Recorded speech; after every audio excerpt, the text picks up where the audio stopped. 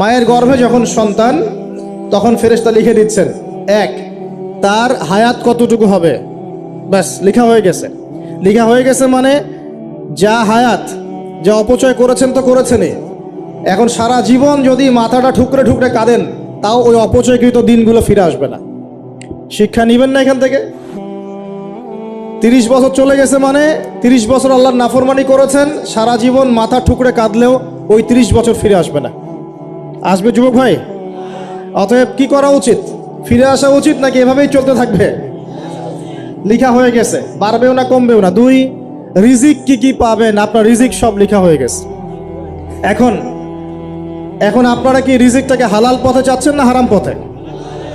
যদি হালাল পথে চান ওই অ্যামাউন্ট অফ রিজিকই পাবেন, যদি হারাম পথে চান ওই রিজিকই পাবেন, এর বাইরে যাবে না। রিজিক যাবে, যাহলে সবর করেন, আল্লাহ পাক হালাল পথেই রিজিক দিবে ইনশাআল্লাহ তাআলা। রিজিক বৃদ্ধির জন্য কিছু আমল আছে, তার মধ্যে শ্রেষ্ঠ আমল হচ্ছে নামাজ, এর সাথে চাশতের নামাজ পড়া। চাশত মানে সালাতুদ দুহা, এর আগে ইশরাকের নামাজ আছে। রিজিক বৃদ্ধির জন্য আত্মীয়তার সম্পর্ক বজায় রাখতে হয়, আত্মীয়তার সম্পর্ক বজায় রাখলে রিজিক প্রশস্ত হবে। বেশি বেশি যে আল্লাহ জিকির করে এবং কোরআন তেলাওয়াত করে তার রিজিক বাড়ে আলহামদুলিল্লাহ, এবং যে আল্লাহর রাস্তায় খরচ করে তার রিজিক বাড়ে ইনশাআল্লাহ। এই রিজিক বাড়ার কিছু পলিসি আছে। সবচেয়ে শ্রেষ্ঠটা হচ্ছে নামাজ, আল্লাহর জিকির তেলাওয়াত, এরপর আমলের মধ্যে আত্মীয়তার সম্পর্ক বজায় রাখা। নবীজি বলছেন কেউ যদি চায় যে তার রিজিকটা লম্বা হোক, হায়াতটা লম্বা হোক, সে যেন আত্মীয়তার সম্পর্ক বজায় রাখে। আত্মীয়তার সম্পর্ক এখন আস্তে আস্তে নষ্ট হয়ে যাচ্ছে না? খেয়াল করে দেখেন, আত্মীয়তার সম্পর্ক আপনি বজায় রাখবেন। মনে রাখবেন, আমি বারবার একটা কথা বলেছি আপনাদের ওয়াজ মাহফিলে, যে পৃথিবীতে যে কাজই করবেন আল্লাহর সন্তুষ্টির জন্য করবেন। আত্মীয়তার সম্পর্ক বজায় রাখবেন আল্লাহর সন্তুষ্টির জন্য, তাদের কাছে কিছু পাওয়ার আশায় না। যখনই আপনি কারো কাছে কিছু পাওয়ার আশা করবেন আপনি কষ্ট পাবেন। যখনই কারো কাছে কিছু পাওয়ার আশা করবেন আপনি কষ্ট পাবেন। কারো কাছে এত বেশি পাওয়ার আশা করবেন না। কার কাছে পাওয়ার আশা করবেন? আল্লাহর কাছে, যে আমি এই কাজটা করছি, আল্লাহ আমাকে পুরস্কার দিবে ইনশাআল্লাহ। আমি আত্মীয়তার সম্পর্ক বজায় রাখছি কেন? আল্লাহর কাছে রিজিকে বরকতের আশায়, আল্লাহর সন্তুষ্টির জন্য। মনে রাখবেন প্রিয় ভাইয়েরা, আমল কবুল হওয়ার শর্ত মোটামুটি 3টা। কয়টা? 1 নাম্বার, আমলগুলো হতে হবে আল্লাহর সন্তুষ্টির জন্য। 1। 2 নাম্বার, আমলটা হতে হবে রাসূলুল্লাহ সাল্লাল্লাহু আলাইহি ওয়াসাল্লামের পদ্ধতিতে, অন্য কারো পদ্ধতিতে নয়। 3 নাম্বার, আমলটা করার জন্যে আপনার রিজিকটা হতে হবে হালাল। হারাম রিজিকের আমল আল্লাহর কাছে কবুল হয় না। আল্লাহ পাক আমাদের সবাইকে হালাল রিজিকের ব্যবস্থা করে দিন এবং রিজিকটাকে প্রশস্ত করুন, আমিন। তো রিজিক লেখা হয়ে গেছে 2। 3 নাম্বার, লেখা হয়ে গেছে এ ব্যক্তি কি কি কাজ করবে দুনিয়ায়, এ ব্যক্তি দুনিয়ায় কি কি কাজ করবে সব লেখা হয়ে গেছে। এখন যদি একটা চোর বলে যে আল্লাহ পাক আমার তাকদিরে লিখেছিলেন যে আমি চুরি করব, তাই আমি চুরি করেছি। এখন যদি একজন ধর্ষক বলে আল্লাহ আমার তাকদিরে লিখেছিল যে আমি ধর্ষণ করব, তাই ধর্ষণ করেছি। এখন যদি যারা এই জনগণের কিছু সম্পদ আত্মসাৎ করে খেয়ে ফেলছে তারা যদি বলে আল্লাহ তাকদিরে লিখছিলেন জন্যই দুর্নীতি করেছি, তাহলে কথাটা কি হবে? গ্রহণযোগ্য হবে? এখন যদি দলিল দেয় তাকদিরে তো লেখা ছিল। এই আকীদাটার নাম হচ্ছে জাবারিয়া আকীদা। কি আকীদা? জাবারিয়া। এমন একজন ব্যক্তি উমর রাদিয়াল্লাহু আনহুর দরবারে এসেছিল। চোর চুরি করেছে, ধরা পড়েছে। উমর রাদিয়াল্লাহু আনহু বলেছেন হাত কেটে ফেলো। তখন সে বলছে যে আমার হাত তো কাটা যাবে না। কেন? আল্লাহ পাক তাকদিরে লিখেছেন আমি চুরি করব, তাই চুরি করেছে। তো উমর রাদিয়াল্লাহু আনহুর সামনে এই কথাটা বলেছে। আর উমর রাদিয়াল্লাহু আনহু কি বিচক্ষণ মানুষ ছিলেন না বোকাশোকা ছিলেন? বলেন, তার মতো শাসক পাওয়া যাবে? তার মতো আরো একজন শাসক আসবে ইনশাআল্লাহ পৃথিবীতে। তার নাম কি? নবী ঈসা আলাইহিস সালাম ইনশাআল্লাহ তাআলা। এবং তার আগে আরো একজন ইমাম আসবেন। তার নাম কি? তার নাম হচ্ছে মুহাম্মদ। কি নাম? তার নাম মুহাম্মদ, তার উপাধি হচ্ছে মাহদি। কখন আসবেন? যখন পৃথিবীতে যুদ্ধ বিগ্রহ ছড়িয়ে পড়বে, ব্যাপক আকারে মালহামা চলবে, তখন আসবেন। কাদের পক্ষে আসবেন? মুসলিমদের পক্ষে। কি উদ্দেশ্যে আসবেন? সারা বিশ্বে জুলুম তুলে ফেলার জন্য। এবং আরেকটা কি উদ্দেশ্য? ওই জেরুজালেম উদ্ধার করার জন্য। কোন জেরুজালেম? যেটা এখন ইহুদিরা দখল করে আছে। চারপাশে আরবরা, মাঝখানে ও কেমন করে দখল করে আছে? আরবদেরকে হাতের মুঠোয় নিয়ে নিয়েছে। এই কারণে মুনাফিকদের উপর টিকে আছে সে, এবং তার পশ্চিমা মিত্রদের উপর টিকে আছে। ঈসা আলাইহিস সালাম কেন আসবেন? এই জায়গাটা পুনরুদ্ধার করার জন্য। ঈসা আলাইহিস সালাম কি পরাজিত হবেন না বিজয়ী হবেন? কত বছর বিশ্ব শাসন করবেন?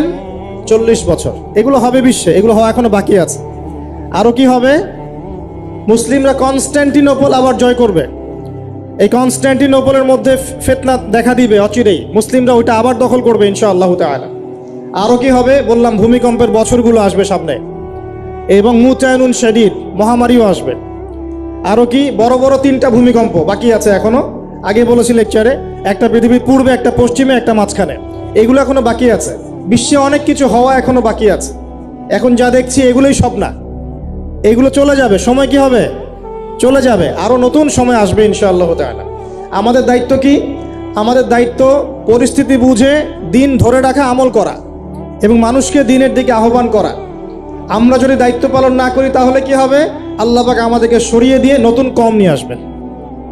আল্লাহ পাক সূরা মুহাম্মাদে বলেছেন, ওয়া ইন তাতাওয়াল্লাউ, তোমরা যদি মুখ ফিরিয়ে নাও, ইয়াস্তাবদিল কওমান গায়রাকুম, আল্লাহ পাক নতুন কওমকে তোমাদের জায়গায় স্থলাভিষিক্ত করবেন। সুম্মা লা ইয়াকুনু আমসালাকুম, তারা তোমাদের মতো হবে না, মানে আমাদের মতো অপদার্থ হবে না। উম্মার বিজয়ের শর্ত কি? আল্লাহ সূরা মুহাম্মাদেই বলেছেন, ইন তানসুরুল্লাহ ইয়ানসুরুকুম, তোমরা আল্লাহর দ্বীনকে সাহায্য করো, তবেই আল্লাহ তোমাদেরকে সাহায্য করবে। ওয়া ইউসাব্বিত আকদামাকুম, তোমাদের পা আল্লাহ দৃঢ় করে রাখবেন। আমরা আল্লাহকে সাহায্য না করলে আল্লাহ পাক আমাদেরকে সাহায্য করবেন না। সিম্পল। আল্লাহ পাক সূরা রা'দের মধ্যে বলছেন, ইন্নাল্লাহা লা ইউগাইয়িরু মা বিকওমিন হাত্তা ইউগাইয়িরু মা বিআনফুসিহিম, আল্লাহ পাক কোনো কওমের অবস্থা ততক্ষণ পরিবর্তন করেন না যতক্ষণ না সেই কওম তার নিজের অবস্থার পরিবর্তনের চেষ্টা করে। তাহলে আমাদের পরিবর্তন কেন হচ্ছে না? কারণ আমরা নামাজ ছেড়ে দিয়েছি। 90% মুসলিমের দেশে কত পার্সেন্ট নামাজ পড়ে চিন্তা করে দেখবেন। আমরা কোরআন ছেড়ে দিয়েছি। 90% মুসলিমের দেশে কত পার্সেন্ট বিশুদ্ধ করে কোরআন তেলাওয়াত করতে পারে একটু খোঁজ নিয়ে দেখবেন। কোরআন শুমারি করে দেখেন, নামাজ শুমারি করে দেখেন, তাহলে বুঝতে পারবেন। আর যারা কোরআন পড়তে জানে তাদের মধ্যে কত পার্সেন্ট কোরআনের অর্থটা বোঝে, এটা আরো বড় বিষয়। তারপরে আবার কারা মেনে চলে, এটা আরো বড় বিষয়। আর আমরা কতজন মানুষ দিন ইসলামকে সামগ্রিক দিন হিসেবে মানি, এটাও একটা বড় বিষয়। আমরা মানি ঠিকই, আংশিক আংশিক। যেমন ইবাদত বন্দেগীর জীবনে মুসলমান, অর্থনৈতিক জীবনে গিয়ে আবার সুদখোর, এমন না বিষয়টা? এমন হয় না বিষয়টা? ইবাদত বন্দেগীর জীবনে আমি পাক্কা মুসলিম, কপালে সেজদার দাগ আছে মাশাআল্লাহ, দাড়ি টুপিও আছে মাশাআল্লাহ, কিন্তু ব্যবসায় গিয়ে মাপে কম দিচ্ছি না, ব্যবসায় গিয়ে আমি হারাম ভেজাল দিচ্ছি কিনা, এরকম হচ্ছে কিনা? হচ্ছে। কিন্তু সে কিন্তু মুসলিম এবং নামাজও পড়ে। তা আমাদের সমস্যা ভাই এখানেই। এখন এই সমস্যাটা সলভ করলে ইনশাল্লাহ সব সমস্যা সলভ হয়ে যাবে ইনশাল্লাহ। সমস্যাটা কি? আমরা ইসলামটাকে আংশিকভাবে মানি, পরিপূর্ণ জীবনে ইসলাম বাস্তবায়ন করতে পারছি না। আমি আপনি হয়তো কেউই পারছি না। ফখর করলে বলার নাই যে আমি খুব পারছি, আসলে আমিও পারছি না। কারণ এই যুগে এটা পারাটা খুব ডিফিকাল্ট। এই যুগে পারাটা কি? খুবই কঠিন। কিন্তু এটাই তো এই যুগের চ্যালেঞ্জ। নবীজি বলেছেন, তোমাদের সামনে এমন যুগ আসছে যে যুগে ঈমান ধরে রাখাটা হাতের মধ্যে আগুন ধরে রাখার মতো হবে। তবে সুসংবাদ ওই যুগে তাদের জন্যে যারা আমার সুন্নতকে আবার জীবিত করতে পারবে। যে আমার মৃত সুন্নতকে জীবিত করবে, আল্লাহ পাক তাকে দুধ মানে প্রেমময়। আল্লাহ পাক ভালোবাসেন কিনা? তাহলে এই পুরো মহাবিশ্ব সৃষ্টি করে আল্লাহ পাক কি মহাবিশ্বের মধ্যে ভালোবাসা ছড়িয়ে দেন নাই? আল্লাহ রাব্বুল আলামিন 6 দিনে মহাবিশ্ব সৃষ্টি করে মহাবিশ্বের সব জায়গায় যার যার কাজ তাকে বুঝিয়ে দিলেন। কোন গ্রহ কি কাজ করবে, কোন সৌরজগৎ কেমন করে চলবে, দুনিয়া কিভাবে ঘুরবে, সূর্য কিভাবে উঠবে, চাঁদ কিভাবে আসবে, কোন মাখলুক কি কাজ করবে, ফেরেশতাদের কাজ কি হবে, ইত্যাদি ইত্যাদি। আল্লাহ পাক সমস্ত কাজ বুঝিয়ে দিলেন। সূরা আলিফ লাম মিম সেজদা, হামিম সেজদার মধ্যে আছে, পড়ে দেখবেন। আল্লাহ পাক পুরো মহাবিশ্বের দায়িত্ব বন্টন করে দিলেন। এবার আল্লাহ রাব্বুল আলামিন কি করলেন শোনেন। আল্লাহ রাব্বুল আলামিন বলছেন, এই পুরো মাখলুক কায়নাত সৃষ্টি করার পর আল্লাহ পাক তার রহমতকে 100 ভাগে ভাগ করলেন। কত ভাগে? আল্লাহ পাকের দয়া, রহমত, ভালোবাসাকে 100 ভাগে ভাগ করলেন। ভাগ করে 1 ভাগ, মাত্র 1 ভাগ আল্লাহ পাক পুরো মহাবিশ্বে ছড়িয়ে দিলেন। বলেন সুবহানাল্লাহ। বাকি 99 ভাগ রহমত আল্লাহ পাক তার কাছে রাখলেন। এই 1 ভাগ ভালোবাসার কারণেই এই যে সন্তান কান্না করলে মায়ের বুক ফেটে যায়, সন্তান অসুস্থ হলে বাবার বুক ফেটে যায়, যেই বাবা সহজে চোখের পানি কাউকে দেখায় না, সেই বাবা জায়নামাজে দাঁড়িয়ে চোখের পানি ছাড়তে থাকে। এই এক ভাগ রহমতের কারণে আমরা দেখি যে রাস্তার কুকুর পর্যন্ত তার বাচ্চাকে চাটে, আদর করে, মহব্বত করে। এই এক ভাগ রহমতের কারণে আমরা আমাদের স্ত্রীদেরকে মহব্বত করি, স্ত্রীকে সুখে রাখার জন্য জীবনটা পর্যন্ত বিলিয়ে দেই। সকাল থেকে রাত পর্যন্ত কোনো কোনো ক্ষেত্রে হারাম পথে যেতেও দ্বিধা করি না, স্ত্রী সন্তান সুখে থাক এই আশায়, তাই না ভাই? এই এক ভাগ রহমতের কারণে গাভী দেখবেন, গাভী তার বাচ্চাকে প্রসবের পর চাটে, গাটা চেটে পরিষ্কার করে দেয়। এই এক ভাগ রহমতে পুরো কায়নাত টিকে আছে। আর নবী সাল্লাল্লাহু আলাইহি ওয়াসাল্লাম বলছেন বাকি 99% রহমত আল্লাহ পাক তার কাছে রেখেছেন। এই রহমত এবং ভালোবাসা দিয়ে আল্লাহ পাক কিয়ামতের মাঠে মানুষকে মাফ করবে ইনশাআল্লাহ। তার মানে বলেন আল্লাহু আকবার। তার মানে আমরা আশা করতে পারি ইনশাআল্লাহ তাআলা আমরা আল্লাহর জান্নাত পাবো ইনশাআল্লাহ। পাবো কি না? শুধু একটা কাজ যদি উম্মত করতে পারে জান্নাত পাবে। বলে দিব কোনটা? অনেক কাজই আছে কিন্তু স্পেশাল একটা কাজ, একটা। আল্লাহ রাব্বুল আলামিন মেরাজের রাতে তার নবীকে উঠিয়ে নিয়েছিলেন, উঠিয়ে নিয়ে কাছে নিয়ে আসছেন, একদম কাছে, আর যে আরশের কাছাকাছি। নবী সাল্লাল্লাহু আলাইহি ওয়াসাল্লাম বলছেন ওই সময় তার উপর 3টা স্পেশাল ওহী করা হয়েছে। কয়টা? 3টা। একটা হচ্ছে 50 ওয়াক্ত নামাজ।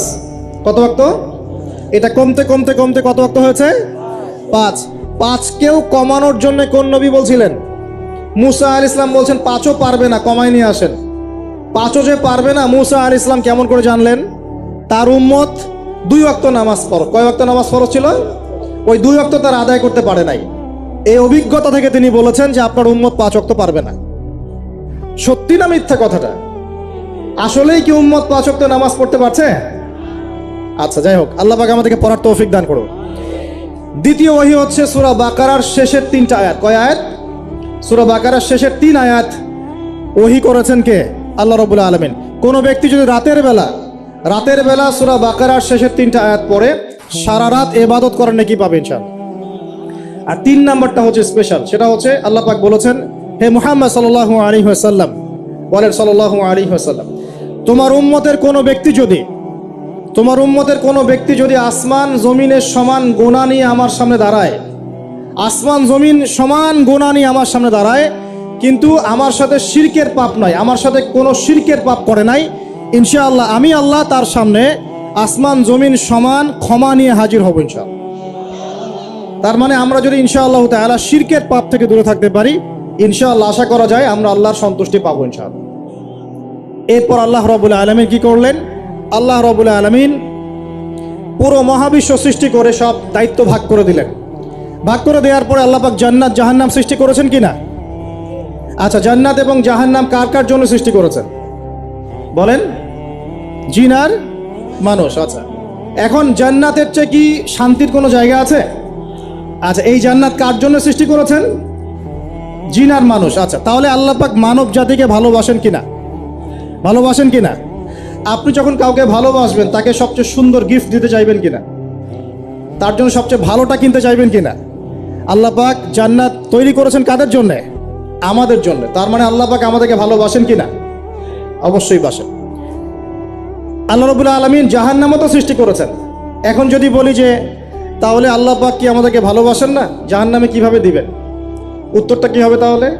উত্তর হচ্ছে এই যে যদি আল্লাহ না করুক কোনো ব্যক্তি জাহান্নামে যায়, তাহলে বুঝতে হবে সেই ব্যক্তি জাহান্নামে যাওয়ার যোগ্য ছিল বলেই জাহান্নামে গিয়েছে। কথা কি বুঝতে পারছেন? আর যদি কোনো ব্যক্তি জান্নাতে যায় তাহলে বুঝতে হবে সেই ব্যক্তির উপর আল্লাহ পাক দয়া করেছেন বলেই সে জান্নাতে গিয়েছে। মানুষ তার আমল দিয়ে জান্নাতে যেতে পারবে না, মানুষ তার আমল দিয়ে জান্নাতে যেতে পারবে না, আল্লাহর দয়া অনুগ্রহ দিয়ে জান্নাতে যাবে ইনশাআল্লাহ তাআলা। আল্লাহ পাক আমাদের সবাইকে সেই দয়া অর্জন করার তৌফিক দান করুন। সামনে রহমত পাওয়ার একটা সুবর্ণ সুযোগ আসছে, সেটা হলো রমজান মাস। কি মাস? রমজান মাস। আমরা দোয়া করি আল্লাহ পাক আমাদের সবাইকে সুস্থতার সাথে রমজানের সবগুলো রোজা রাখার তৌফিক দান করুন। নবীজি বলেছেন এই মাসে যে ইবাদত করে তার গুনাহ মাফ করাতে পারলো না, তার জন্য ধ্বংস। বলে নাউজুবিল্লাহ। আমরা তো রমজান আসার আগে দুনিয়াবি প্ল্যান করছি, রমজানে কিভাবে ব্যবসায় উন্নতি করব, রমজানে কিভাবে বেশি লাভ করব, হ্যাঁ, তো রমজান মাস হচ্ছে ইবাদতের মৌসুম। আল্লাহ পাক আমাদের সবাইকে রমজান মাসে 5 ওয়াক্ত নামাজ পড়ার তৌফিক দান করুন, কোরআন তেলাওয়াত করার তৌফিক দান করুন, কোরআন বুঝে পড়ার তৌফিক দান করুন, তারাবির নামাজ জামাতে পড়ার তৌফিক দান করুন, এবং বেশি বেশি মানুষকে ইফতার করানোর তৌফিক দান করুন। যাদের জাকাত ফরজ হয়েছে, জাকাত দিচ্ছেন না, আল্লাহর ওয়াস্তে রমজান মাসে জাকাত দিয়ে দিবেন ইনশাআল্লাহ। আর আমি কিন্তু আগেই বলেছি, রমজান মাসে ভাই দ্রব্যমূল্যের দাম কিন্তু খুব চড়া ওঠানামা করবে। অতএব যাদের সামর্থ্য কম তাদের ঘরে ইফতার পৌঁছে দেওয়ার দায়িত্ব কার? যা আমাদের। যাদের সামর্থ্য আছে তারা, যারা সামর্থ্যবান নয় তাদের ঘরে ঘরে মাসের বাজার পৌঁছে দেবেন ইনশাআল্লাহ তাআলা। আল্লাহ পাক তৌফিক এনায়েত করুন, বলি আমিন। এবার দেখেন, আল্লাহ পাক সৃষ্টি করলেন আদম আলাইহিস সালামকে। কাকে? এর আগে আল্লাহ পাক জিন জাতি সৃষ্টি করেছেন, আমি ওইদিকে যাচ্ছি না, আমি মানুষের কথা বলছি। আদম আলাইহিস সালামকে আল্লাহ পাক কেমন করে সৃষ্টি করেছেন? আল্লাহ পাক সূরা সাদের মধ্যে বলেছেন যে খলাকতু বিয়াদাই, খলাকতু বিয়াদাই, আমি আদমকে আমার হাত দিয়ে সৃষ্টি করেছি। কি দিয়ে? হাত দিয়ে। এটা কি ভালোবাসার বহিঃপ্রকাশ নয়? আল্লাহ পাক কি আমাদেরকে ভালোবাসেন না? ভালোবাসেন। আচ্ছা, এই দুনিয়াতে যত কিছু আছে, এই দুনিয়ার আকাশ বাতাস, নদী নালা, পানি, অক্সিজেন, সবকিছু কার জন্য সৃষ্টি করা হয়েছে? গরু ছাগলদের জন্য, মানুষের জন্য? মূল দায়িত্ব কার? মূল অধিকার কার? মানুষের নয় কি? তাহলে এই পুরো বিষয়গুলো কি আল্লাহ পাকের ভালোবাসার বহিঃপ্রকাশ নয়? হ্যাঁ। আচ্ছা, এবার আসেন, আল্লাহ পাক আদম আলাইহিস সালামকে সৃষ্টি করে সমস্ত নাম শিক্ষা দিয়েছেন। এই যে নাম শিখানো মানে জ্ঞান শিখানো, এই জ্ঞান শিখানোটা কি আল্লাহর দয়া ভালোবাসা নিদর্শন নয়? একটু ধরায় দিচ্ছি আপনাদেরকে। এবার সামনে আসেন, আল্লাহ পাক ফেরেশতাদের সামনে তাকে উপস্থাপন করলেন, করে বললেন সব ফেরেশতা তোমরা যারা আছো সেজদা করো আদমকে। এই যে আমাদের পিতাকে সম্মানিত করা হচ্ছে, এটা কি ভালোবাসার বহিঃপ্রকাশ নয়? এবার আমাদের পিতাকে সম্মানিত করা হলো, ইবলিস সেজদা করলো না, সে কিয়াস করলো, বাতিল কিয়াস, যুক্তি দিল আমি তার চেয়ে শ্রেষ্ঠ ইত্যাদি। আল্লাহ পাক ইবলিসকে অভিশপ্ত করলেন, আমাদের পিতা তাকে জান্নাতে রাখলেন। এই যে জান্নাতে রাখলেন, এটা কি আল্লাহ পাকের ভালোবাসা নয়? এবার আল্লাহ পাক আদম আলাইহিস সালামের পাঁজর থেকে সৃষ্টি করলেন তার স্ত্রী হাওয়া আলাইহিস সালামকে। ওই যে শুরুতে বলেছি, স্রষ্টা একা থাকতে পারলেও সৃষ্টি কি পারবে? এই জন্য আদম আলাইহিস সালামের পাঁজর থেকে তার স্ত্রীকে সৃষ্টি করা হয়েছে, উভয়ের মাঝখানে ভালোবাসা দিয়ে দেওয়া হয়েছে। বলেন সুবহান। এই জেনা ভালোবাসা নিদর্শন নয়, বিয়ে শাদী হচ্ছে ভালোবাসার নিদর্শন। আল্লাহ পাক বলেছেন সূরা রুমের মধ্যে, ওয়াজআলা বাইনাহুমা মাওয়াজ্জাতা ওয়া রাহমা, আমি আল্লাহ স্বামী স্ত্রীর মধ্যে ভালোবাসা এবং হৃদ্যতা সৃষ্টি করে দিয়েছি। বলেন সুবহানাল্লাহ। তার মানে এই হারাম সম্পর্ক যেটা দেখছেন, এটা হলো একটা জেনার পথ। আর যখন আমরা হালালভাবে বিয়ে শাদী করবেন, আপনারা করবেন, তখন দেখবেন আল্লাহ পাকের পক্ষ থেকে ভালোবাসা সৃষ্টি হয়ে যাবে ইনশাআল্লাহ তাআলা। অতএব ওয়াদা করতে পারি তো আল্লাহর কাছে, নিজের চরিত্রকে পবিত্র রাখবো ইনশাআল্লাহ, হারাম কোনো সম্পর্কে যাব না ইনশাআল্লাহ, কোনো সহি প্রেমেও যাব না ইনশাআল্লাহ। এটা সহি প্রেম আবার কি জিনিস? দিনী ভাই দিনী বোনের মধ্যে এখন প্রেম চলে, এগুলো হয় না মাঝে মাঝে? এগুলোও বন্ধ, এগুলো বন্ধ করতে হবে। হালাল উপার্জনের সোর্স হয়ে গেলেই, হালাল উপার্জনের সোর্স হয়ে গেলেই দিনদার মেয়ে দেখে বিয়ে করে ফেলবেন ইনশাআল্লাহ তাআলা। অন্য কোনো পথে যাবেন না, কোনো হারাম পথে যাবেন না। ওয়াদা করেন ইনশাআল্লাহ? রাজি আছেন তো ইনশাআল্লাহ? আল্লাহ কবুল করুন, আমিন। আর বিয়ের সময় অবশ্যই দিনদারিতা দেখবেন, অন্য কিছু না। অন্য কিছু পরে, দিনদারিতা আগে। দিনদারিতা আছে, নামাজ পড়ে, পর্দা করে, মাশাআল্লাহ সব দিক ঠিক আছে, তারপরে দেখবেন আপনি অন্য কিছু, তার আগে নয়। কথা ঠিক আছে? একইভাবে মেয়েদের ক্ষেত্রেও, যে আগে দেখবেন না ছেলে কত বড় চাকরি করে, ছেলের কত বড় বাড়ি আছে, গাড়ি আছে, এটা পরে। আগে দেখবেন ছেলে নামাজি কিনা, সুন্নত আছে কিনা, ইসলামের জন্য তার সফট কর্নার আছে কিনা, ইসলাম প্র্যাকটিস করে কিনা, এগুলো আগে দেখবেন। এগুলো না দেখলে কি হবে জানেন?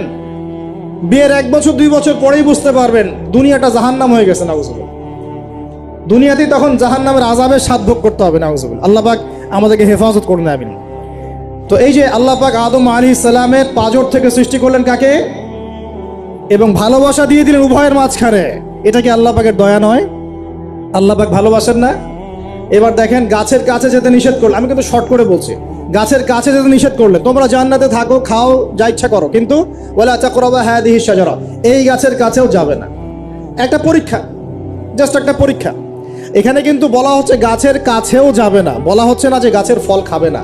ঠিক যেমন আল্লাহ বলেছেন তোমরা জেনার কাছেও যাবে না। আল্লাহ পাক কিন্তু বলেন নাই জেনা করবে না, আল্লাহ পাক বলেছেন তোমরা জেনার কাছেও যাবে না।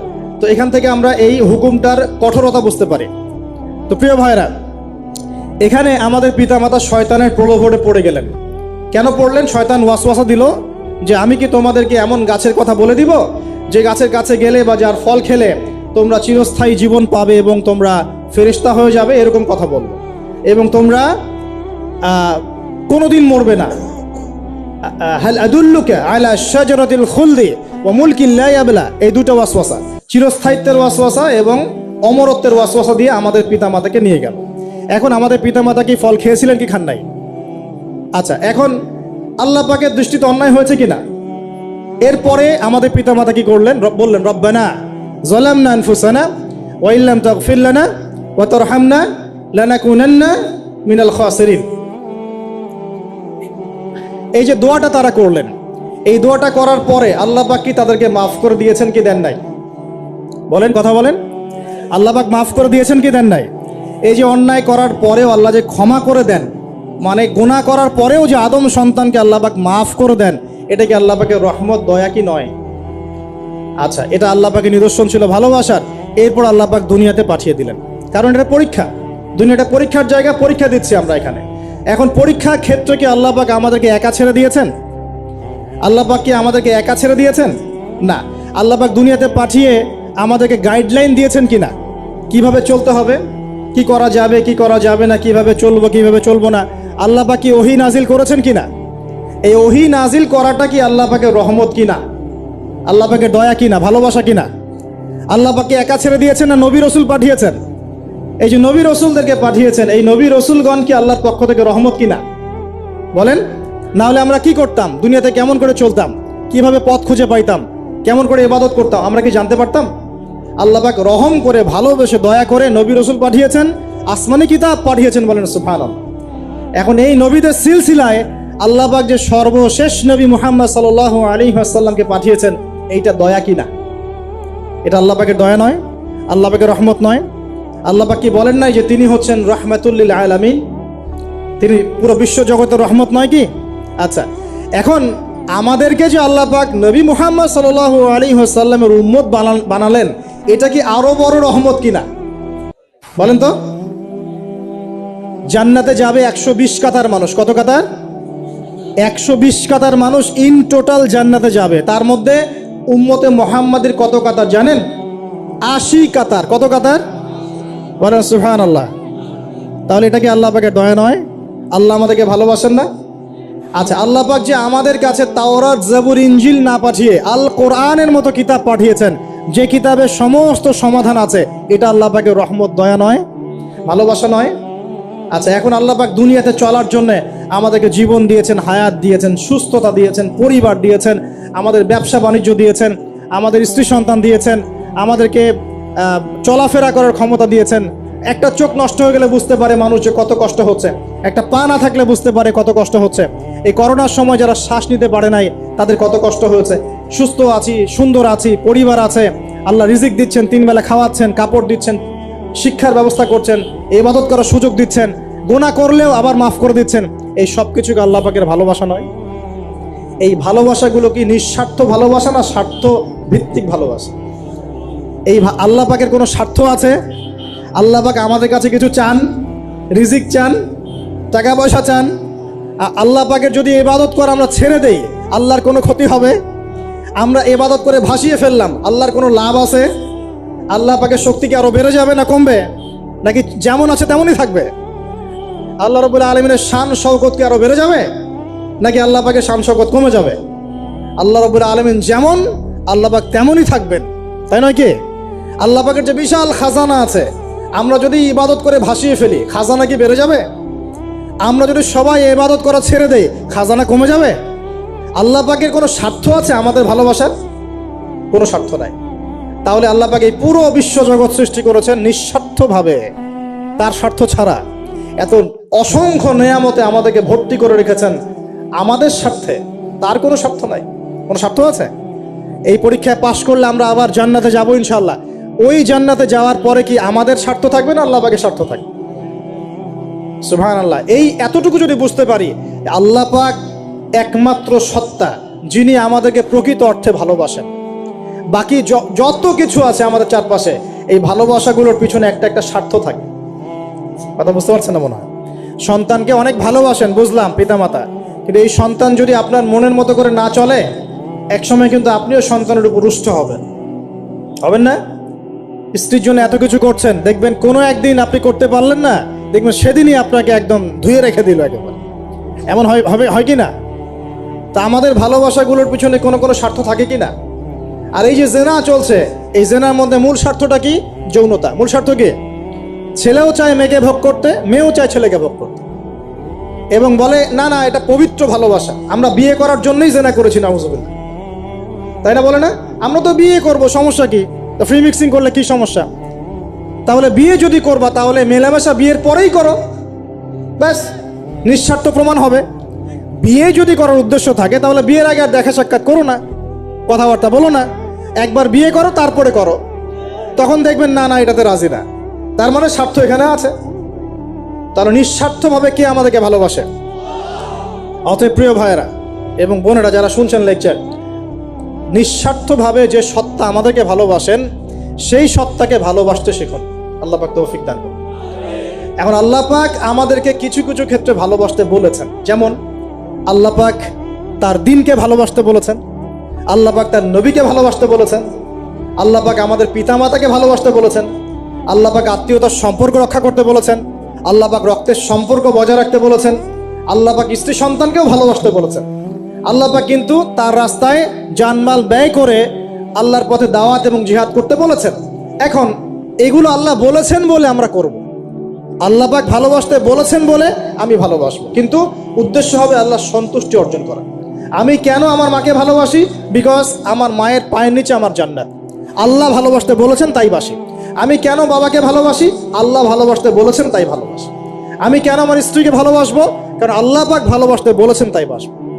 আমি কেন আমার সন্তানকে ভালোবাসবো? আল্লাহ পাক বলেছেন নেককার সন্তান আমার জন্য ওসিলা হবে, এই জন্য ভালোবাসবো। আল্লাহ পাক আমাকে বলেছেন নবীকে ভালোবাসতে, আমি নবীকে ভালোবাসবো। আল্লাহ পাক যে বিষয়গুলোকে ভালোবাসতে বলেছেন আমরা অবশ্যই ভালোবাসবো ইনশাআল্লাহ। কিন্তু আল্লাহ পাক কি আমাকে হারাম এই 14ই ফেব্রুয়ারির এই ভ্যালেন্টাইন্স ডেকে ভালোবাসতে বলেছেন? আল্লাহ পাক ইহুদি খ্রিস্টানদের সংস্কৃতিকে ভালোবাসতে বলেছেন? আল্লাহ পাক জেনা করতে বলেছেন? এই ফ্রি মিক্সিং করতে বলেছেন? আল্লাহ পাক পতিতালয় রাত কাটাতে বলেছে? গার্লফ্রেন্ডকে ফুল দিতে বলেছে? আল্লাহ রাব্বুল আলামিন কি বলেছে বিয়ের আগে শারীরিক সম্পর্ক করো? আল্লাহ পাক বলেছে যে আজকে সকালে সম্পর্ক করো, কালকে ব্রেকআপ, তারপর আরেকটা মেয়ের সাথে, তারপর আরেকটা ছেলের সাথে? আল্লাহ পাক ফোনে ফোনে এসব প্রেম করতে বলেছে? আল্লাহ পাক এগুলো হারাম করেছেন, বাস আমি করবো না, সিম্পল। নিজের প্রবৃত্তি অনেক কিছু চাইবে, নিজের প্রবৃত্তিকে আল্লাহর সামনে আত্মসমর্পণ করার নাম হচ্ছে ইসলাম। মন যাচাই তা করা যাবে না। কেন? কারণ আমি কারাগারের জীবনে বসে আছি, কারাগারের মধ্যে মন যাচাই তাই করা যাবে না। এই কাজগুলো কখন করব? আমি বিয়ে শাদী করার পরে করব। বিয়ে শাদী করবেন, আপনি স্ত্রীকে নিয়ে ঘোরেন, স্ত্রীকে নিয়ে আল্লাহর সৃষ্টি দেখেন, স্ত্রীকে নিয়ে আপনি বাইকে ঘোরেন, রিক্সায় ঘোরেন, চটপটি খান, ফুচকা খান, আইসক্রিম খান, কোনো সমস্যা নাই। এবার তো যুবকরা বলবো যে ভাই বিয়ে শাদী তো দেয় না, কি করব? আমি পরামর্শ দিচ্ছি বড় ভাই হিসেবে, প্রথমে হালাল রিজিকের সোর্স করতে হবে। রিজিকের সোর্স না করে বিয়ে করা যাবে না, আত্মসম্মান থাকবে না। তাহলে পুরুষ মানুষের আত্মসম্মান কখন চলে যায়? যখন হাত পাততে হয় তখন। যখন আপনি রিজিকের সোর্স তৈরি করেছেন, আপনি স্বাবলম্বী, আপনি মাশাআল্লাহ মাসে 10, 20, 30 হাজার টাকা আর্ন করেন, বা 1 লাখ 2 লাখ টাকা আর্ন করেন, আলহামদুলিল্লাহ, কারো কাছে হাত পাততে হয় না, সবাই দেখবেন আপনাকে সম্মান দিবে। যখন আপনার অন্যের কাছে হাত পাততে হবে তখন দেখবেন স্ত্রীও সম্মান করছে না। তো এই জন্য ডিগনিটি আগে, ডিগনিটি ফার্স্ট। আপনার ডিগনিটি অর্জন করতে হলে একটা হালাল উপার্জনের সোর্স লাগবে, এক। তারপরে পিতামাতাকে বোঝানোর চেষ্টা করবেন। যদি কাউকে পছন্দ করেও থাকেন, না দেখেই বা শুনে যে হ্যাঁ ওখানে একজন দিনদার মেয়ে ইত্যাদি, তাহলে পারিবারিকভাবে বিয়ের প্রস্তাব পাঠাবেন, নিজে পণ্ডিতি করতে যাবেন না, পারিবারিকভাবে পাঠাবেন। যদি রাজি হয় আলহামদুলিল্লাহ, রাজি না হলে কি নিজে নিয়ে পালাই যাবেন? এই কাজ করতে যাবেন না। ইস্তেখারা করবেন। কি করবেন?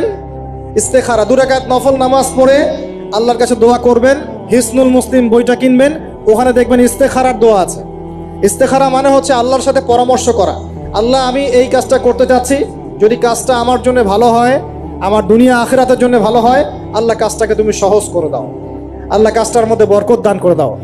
আর যদি এই কাজটা দুনিয়া আখিরাতের জন্য খারাপ হয়, আল্লাহ তুমি কাজটাকে সরায় দাও, আমাকেও কাজটা থেকে সরায় দাও। এটা হচ্ছে ইস্তেখারা। এই দোয়া বেশি বেশি করলে ইনশাল্লাহ আল্লাহর পক্ষ থেকেই ফয়সালা হবে। আর এই জায়গায় বেশি ব্যতিব্যস্ত হবেন না। অনেক সময় কিন্তু ফ্যান্টাসিতে ভুগি আমরা, অস্থির হয়ে যাই। অস্থির হলেই ডিসিশন নিতে ভুল হবে, অস্থির হলেই ডিসিশন নিতে ভুল হবে। স্থির থাকতে হবে। নিজেকে স্থির রাখার জন্য কি করবেন? বেশি বেশি নফল রোজা রাখবেন। বেশি বেশি কি করবেন? নফল রোজা রাখবেন। আর ভালো কাজে ব্যস্ত রাখবেন নিজেকে। ভালো কাজে কি করবেন? ব্যস্ত রাখবেন। একা একা থাকলে আর এই যে খারাপ সার্কেলের মধ্যে থাকলেই মাথার মধ্যে শয়তান ভর করবে, তখন দেখবেন অস্থির হয়ে গেছেন আপনি। স্থির হওয়ার চেষ্টা করেন, ভালো কাজে ব্যস্ত রাখেন, হালাল পথ অবলম্বন করে হারাম থেকে বেঁচে থাকেন। এখন যে জায়গায় আসছিলাম, এখান থেকে আস্তে আস্তে শেষের দিকে যাব। দেখুন, আল্লাহ পাক যে বিষয়গুলোকে ভালোবাসতে বলেছেন আমি ভালোবাসবো, এই ভালোবাসা জায়েজ, হালাল। এই ভালোবাসার উদ্দেশ্য আল্লাহর সন্তুষ্টি অর্জন করা। এই ভালোবাসার উদ্দেশ্য এই নয় যে আমি যাকে ভালোবাসি তার কাছে আমি কিছু প্রত্যাশা করছি। না, আমি কিছু প্রত্যাশা করছি না, আমি প্রত্যাশা করছি আল্লাহর সন্তুষ্টি। তখন দেখবেন সে আপনাকে কষ্ট দিলেও আপনি সবর করতে পারবেন। কেন সবর করতে পারবেন? কারণ আপনি তো আল্লাহর সন্তুষ্টির জন্য তাকে ভালোবাসছেন, আপনার তো কোনো স্বার্থ নাই। এখন আপনি দেখবেন রিল্যাক্স থাকতে পারবেন, সম্পর্ক টিকেও থাকবে এবং আপনি ক্ষমা করতে পারবেন মানুষকে। যখন নিজের চাওয়াটাকে আপনি ইনফোর্স করতে চাইবেন, তখন কিন্তু আপনি এই সম্পর্ক নষ্ট করে ফেলতে পারেন, কারণ আপনি হক পাচ্ছেন না। সামনে আসেন। এবার আমরা কি ওয়াদা করতে পারি যুবক ভাইরা, ইনশাআল্লাহ তাআলা আমরা হারাম পথে যাব না, হালাল পথে থাকবো? পশ্চিমাদের এই মদতপুষ্ট এই সো কল্ড ভালোবাসা দিবসের এই স্রোতে আমরা গা ভাসাবো না। আমরা কি ওয়াদা করতে পারি?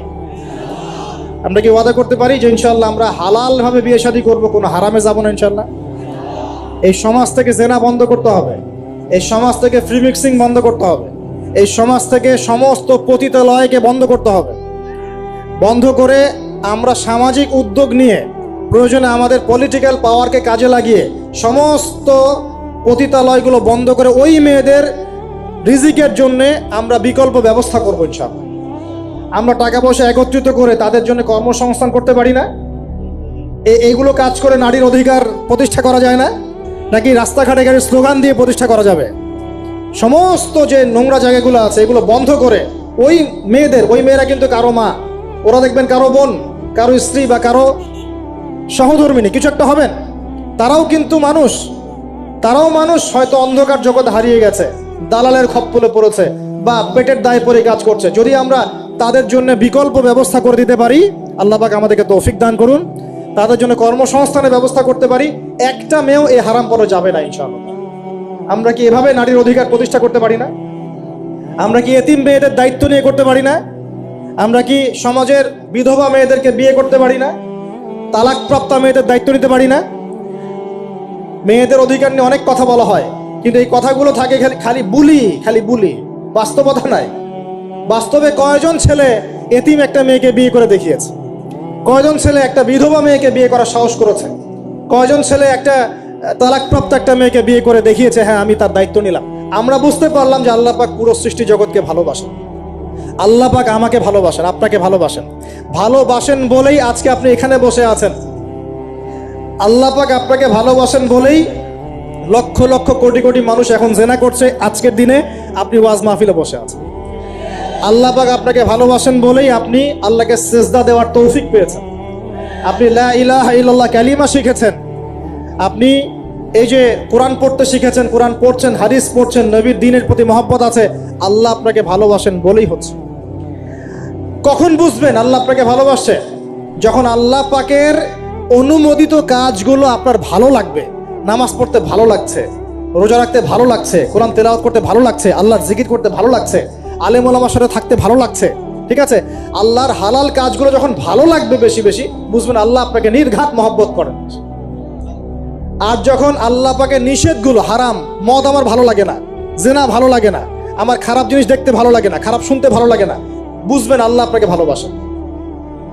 আর যখন দেখবেন খারাপের পিছনে আপনার ঝোঁক বেশি, দুর্নীতি করতে ভালো লাগে, সুদ খাইতে ভালো লাগে, ঘুষ খাইতে ভালো লাগে, কাউকে ঠকাইলে মনে হয় আমি স্মার্ট হয়ে গেলাম, হ্যাঁ, মানুষের টাকা আত্মসাৎ করতে ভালো লাগে, নামাজ না পড়ে ঘুম দিতে ভালো লাগে, ঠিক আছে, রমজান মাসে বিড়ি টানতে ভালো লাগে, ঠিক আছে, মেয়ের সাথে যে টাঙ্কি মারতে ভালো লাগে, তখন বুঝবেন যে আল্লাহ আপনাকে এখনো ভালোবাসেন, বা আপনি আল্লাহর ভালোবাসা পাওয়ার যোগ্যতা হারিয়ে ফেলেছেন। আল্লাহ পাক আমাদেরকে বোঝার তৌফিক দান করুন। এখন আসি, আল্লাহ পাক এবং তার রাসূল আমাদেরকে এমন কি কি কাজ বলেছেন যেই কাজগুলো করলে আমরা সরাসরি আল্লাহর ভালোবাসা পাবো ইনশাআল্লাহ। জানার দরকার আছে কি নাই? আমি অল্প কয়েকটা কাজ বলে শেষ করছি। এক নাম্বার, আল্লাহ এবং তার রাসূল আমাদেরকে জানিয়েছেন আমরা যদি তাওহীদের উপর থাকতে পারি, একত্ববাদ, লা ইলাহা ইল্লাল্লাহ, আল্লাহর ভালোবাসা পাবো ইনশাআল্লাহ। যে ব্যক্তি শিরকের পাপে লিপ্ত আছে সে আল্লাহর ভালোবাসা পাবে না যতক্ষণ না সে তওবা করে ফিরে আসছে। অতএব আল্লাহর ভালোবাসা পাওয়ার জন্য এক নাম্বার কাজ কি ভাই? আল্লাহর তাওহীদের কালিমা লা ইলাহা ইল্লাল্লাহ এর উপর থাকা, শিরক বাদ দেওয়া। শিরক সম্পর্কে জানার জন্য একটা বই পড়েন, কিতাবুত তাওহীদ। কি নাম বললাম? কিতাবুত তাওহীদ। একটাই পড়েন, দেখবেন ইনশাআল্লাহ শিরক কাকে বলে, কত প্রকার, কি কোন কাজ করলে শিরক হয় সব জানতে পারবেন ইনশাআল্লাহ। এই বইটা একটু কঠিন, এই বইটার ব্যাখ্যা বের হয়েছে, ব্যাখ্যা যুক্ত বই কিনবেন এবং যেগুলো বুঝবেন না ওলামায়ে কেরামকে জিজ্ঞাসা করবেন, কারণ সবগুলো কিন্তু বুঝতে পারবেন।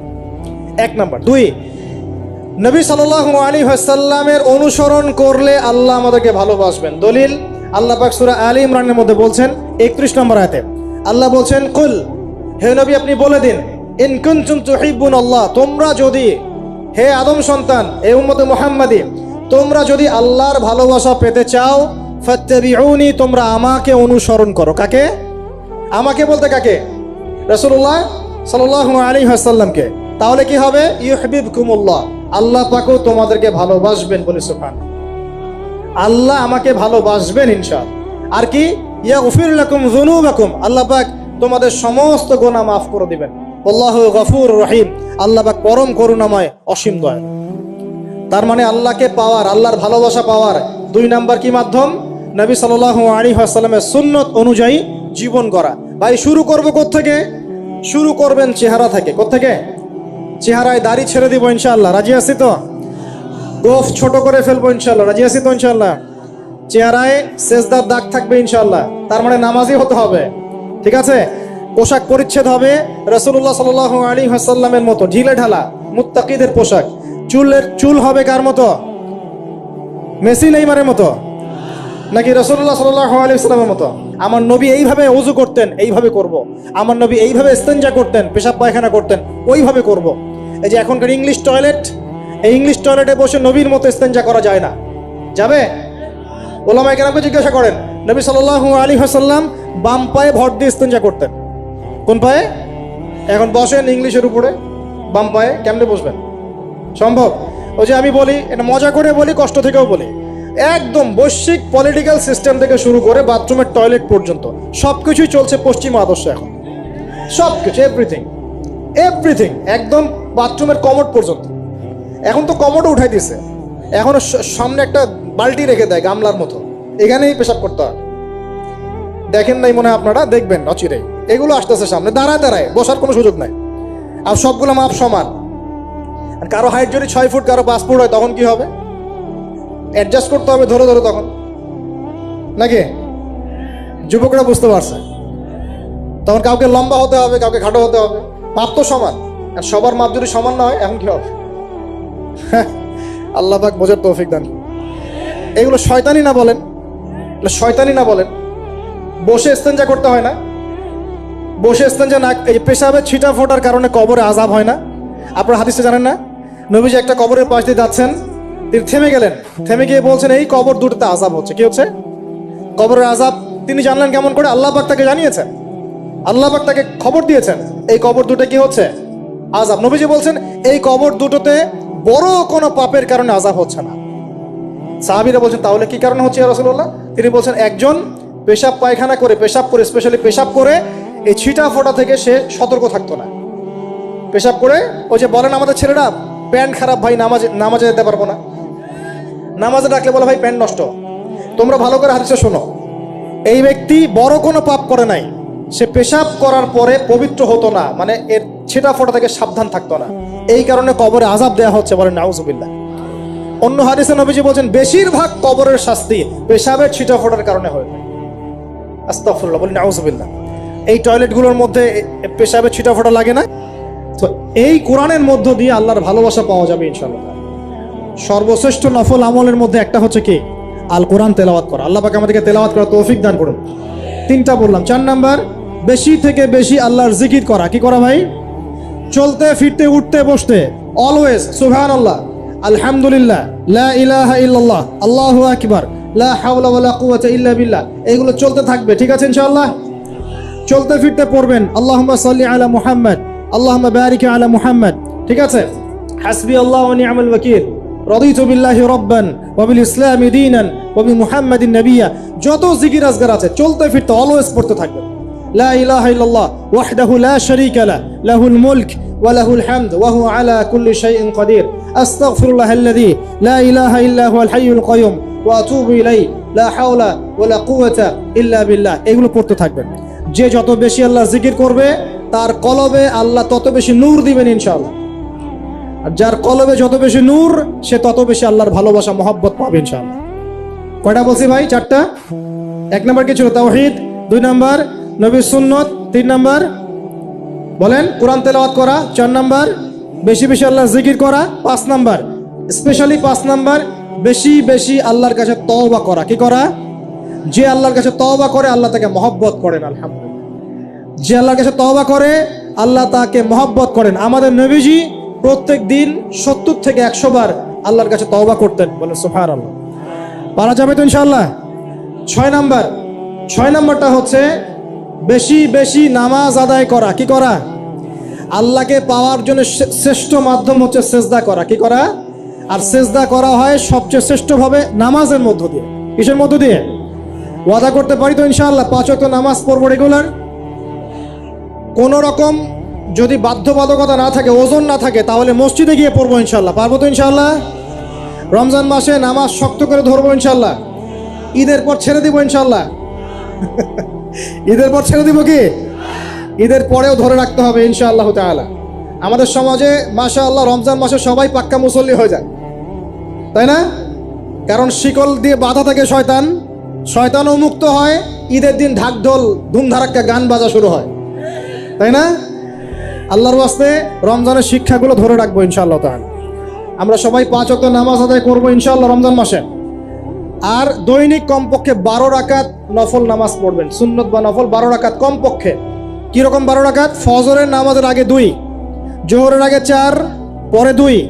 ঠিক আছে? 6 আর 2 8 হলো। মাগরিবের পরে 2, এশার পরে 2। এই 12 রাকাত নামাজ যে দিনের বেলা পড়ে, মানে একদিনে 24 ঘন্টায় পড়ে, আল্লাহ পাক তার জন্য জান্নাতে একটা করে ঘর নির্মাণ করেন। এই হাদিস জানতেন? দৈনিক 12 রাকাত সুন্নত বা নফল পড়লে আল্লাহর কাছে একটা করে জান্নাতে ঘর পাওয়া যাবে ইনশাআল্লাহ। আর জান্নাত উর্বর জায়গা। আপনি যদি চান আপনার জায়গায় বেশি বেশি গাছ লাগাতে, খালি পড়বেন সুবহানাল্লাহিল আযীম ওয়া বিহামদিহি, সুবহানাল্লাহিল আযীম ওয়া বিহামদিহি। একটা একটা করে খেজুর গাছ জন্মাবে ইনশাআল্লাহ তাআলা। বলবেন সুবহানাল্লাহি ওয়া বিহামদিহি, সুবহানাল্লাহিল আযীম। আর বলবেন সুবহানাল্লাহিল আযীমি ওয়া বিহামদিহি। জান্নাতে গাছ রোপণ হবে ইনশাআল্লাহ তাআলা। এটা গেল 6 নাম্বার, নামাজ বেশি বেশি পড়া। 7 নাম্বার, জি বলছি, 7 নাম্বারটা হচ্ছে, আমি আর 4টা বলে শেষ করছি। 7 নাম্বারটা হচ্ছে যে সৃষ্টির সেবা করা। কি করা ভাই? একটা হাদিস আছে যে ইরহামু মান ফিল আরদ ইয়ারহামুকুম মান ফিস সামা। তোমরা জমিনবাসীর প্রতি রহম করো, আসমানবাসী তোমাদের উপর রহম করবে ইনশাআল্লাহ। আল্লাহর ভালোবাসা পাওয়ার অন্যতম মাধ্যম হচ্ছে জমিনবাসীর প্রতি রহম করেন। মুসলিম অমুসলিম সবাই মানুষ কিনা? যারা আমাদের সাথে যুদ্ধে লিপ্ত নাই তারা তো আমাদের ভাই নাকি? যারা যুদ্ধে লিপ্ত আছে এরা শত্রু হতে পারে, যারা যুদ্ধে লিপ্ত নাই তারা তো আমাদের ভাই নাকি? তাদের বিপদ আপদে পাশে দাঁড়াবো না? একটা প্রাণীর অধিকার যদি আপনি রক্ষা করেন, একটা বিড়ালকে পানি না দেওয়ার অপরাধে এক মহিলা জাহান্নামে গিয়েছে, আর একটা কুকুরকে পানি পান করানোর সওয়াবের এই কাজের বিনিময়ে এক মহিলা জান্নাতে গিয়েছে। সুবহানাল্লাহ। তো পশু পাখির অধিকার যেখানে ইসলাম কথা বলেছে, এখানে পুরো মাখলুকের প্রতি আমাদের রহম দিল থাকতে হবে। আমাদের সবাইকে দয়া ভালোবাসা দেখাতে হবে ইনশাআল্লাহ। আল্লাহ পাক আমাদেরকে ভালোবাসবেন ইনশাআল্লাহ। 8 নাম্বারটা কি? এটাই বেশি ইম্পর্টেন্ট, শোনেন।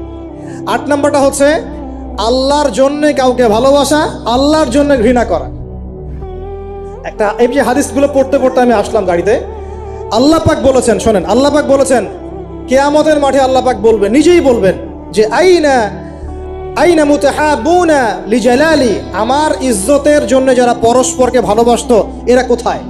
আল্লাহ পাক ঘোষণা করবেন কোথায় তারা, যারা আমার জন্য পরস্পরকে ভালোবাসতো। আল্লাহ বলবেন আলিয়াউমা, আজকে আজিল্লুহুম, আমি ওদেরকে ছায়া দিব, ফি জিল্লি, আমার আরশের ছায়ায়। বলেন সুবহানাল্লাহ। ইয়াউমা লা জিল্লা ইল্লা জিল্লি, যেদিন আমার এই আরশের ছায়া ছাড়া অন্য কোনো ছায়া থাকবে না। মানে কিয়ামতের মাঠে আল্লাহর আরশের ছায়ায় ছায়া পাবে কারা? যারা পরস্পরকে আল্লাহর জন্য ভালোবাসতো। আলহামদুলিল্লাহ, এই যে আমরা এখানে আছি, আমরা কি একে অপরকে আল্লাহর জন্য ভালোবাসি না? আমি কি আপনাদেরকে চিনি? আপনারা কি আমাকে চিনেন? এই যে আপনারা আলেমুল আমাদেরকে ভালোবাসেন, ইসলামকে ভালোবাসেন, কিসের জন্য বাসেন? আল্লাহর জন্য। এই আল্লাহর জন্য যারা পরস্পরকে মহব্বত করে, আল্লাহ পাক তাদেরকে আরশের ছায়া ছায়া দিবেন। আরো একটা নেকি আছে, বলবো? শোনেন, আরেকটা হাদিসে আসছে কিয়ামতের মাঠে স্পেশাল কিছু মিম্বর থাকবে। মিম্বর চিনেন? যেখানে দাঁড়ায় ইমাম সাহেব খতিব খুতবা দেয়, এরকম মিম্বর থাকবে। এই মিম্বর গুলো হবে নূরের মিম্বর। কিসের? নূর মানে কি? আলো। আলো আলো নূরের মিম্বর থাকবে। ওই কিয়ামতের মাঠে কি আলো থাকবে? এমনিতে মাঠটা তো অন্ধকার। ওই অন্ধকার মাঠে নূরের মিম্বর আল্লাহ পাক দিবেন কাদেরকে? যারা পরস্পরকে এই আল্লাহর জন্য মহব্বত করত। আর নবীগণ শহীদগণ তাদের দিকে তাকায় থাকবে, তাকায় নবীগণ শহীদগণ পর্যন্ত এই মানুষগুলোকে দেখে ঈর্ষা করবে, কাশ আমরাও যদি এমন হতে পারি। চিন্তা করেন, আল্লাহর জন্য পরস্পর মহব্বতকারীদেরকে আল্লাহ পাক এমন সম্মান দিবেন যেটা দেখে নবীগণ পর্যন্ত ঈর্ষা করতে থাকবে।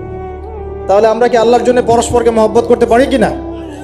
এটা হলো 8-9 নাম্বার। আল্লাহর জন্যই ঘৃণা করতে হবে। আল্লাহর জন্য ঘৃণা কেমন? যেমন কেউ ইসলামকে পছন্দ করে না, কটূক্তি করে, ইসলামের এইটা ভালো না ওইটা ভালো না, ইসলামের সাথে দুশ্মনী করে ভিতর থেকে বাহির থেকে, আপনি ওদেরকে ভালোবাসতে পারবেন না। যদি আল্লাহর দুশ্মনদের সাথে আপনার ভালোবাসা থাকে, তাহলে আপনিও আল্লাহর দুশ্মনের কাতারে অন্তর্ভুক্ত হয়ে যাবেন। এখন বলেন দেখি, সারা বিশ্বে ইসলামের দুশ্মন কারা? বলেন। গায়রিল মাগদুবি আলাইহিম ওয়ালাদ-দাল্লিন, মাগদুব কারা, দল্লিন কারা? এটা তো অনেকেই জানে না। সাহাবীরা বলছেন, ইয়া রাসূলুল্লাহ, এখানে যে আমরা বলছি গায়রিল মাগদুবি আলাইহিম ওয়ালাদ-দাল্লিন, আল্লাহ আমাদেরকে মাগদুবদের থেকে বাঁচাও, দল্লিনদের থেকে বাঁচাও। মাগদুব আর দল্লিন কারা ইয়া রাসূলুল্লাহ? নবীজি বলছেন, আল মাগদুব, মাগদুব হচ্ছে হুমুল ইহুদি, ইহুদিরা হচ্ছে মাগদুব, যাদের উপর আল্লাহর গজব করেছে। আর দল্লিন হুমুন নাসারা, নাসারারা হচ্ছে দল্লিন, কারণ তারা আল্লাহ পাকের সন্তান সাব্যস্ত করেছে। ঈসা আলাইহিস সালামকে আল্লাহ সন্তান বলেছে, বলেন নাউজুবিল্লাহ। এখন সারা বিশ্বে এরা মুসলিমদের সাথে দুশ্মনী করছে না? আমরা যদি ব্যক্তিগতভাবে, সামাজিকভাবে বা পলিটিক্যালি ওদের সাথে বন্ধুত্ব করে চলে, আমরা কি আল্লাহ দুশ্মনদের সাথে শরীক হলাম না? খুব খেয়াল রাখতে হবে। আল্লাহর জন্য ভালোবাসা, আল্লাহর জন্য দুশ্মনী। আল্লাহ পাক আমাদেরকে বোঝার তৌফিক দান করুন। এবং সবশেষ যেটা 10 নাম্বার, সেটা হলো আল্লাহওয়ালা মানুষ যারা, সেই মানুষদের সাথে। আমাদের এই ভিডিওটি যদি আপনার ভালো লেগে থাকে, তাহলে ভিডিওতে একটি লাইক দিতে পারেন এবং আপনার প্রিয়জনদের সাথে শেয়ার করতে পারেন। এবং এইরকম আরও ভিডিও পেতে আমাদের ইউটিউব চ্যানেলটি সাবস্ক্রাইব করে পাশে থাকা বেল আইকনটি অন করে দিন।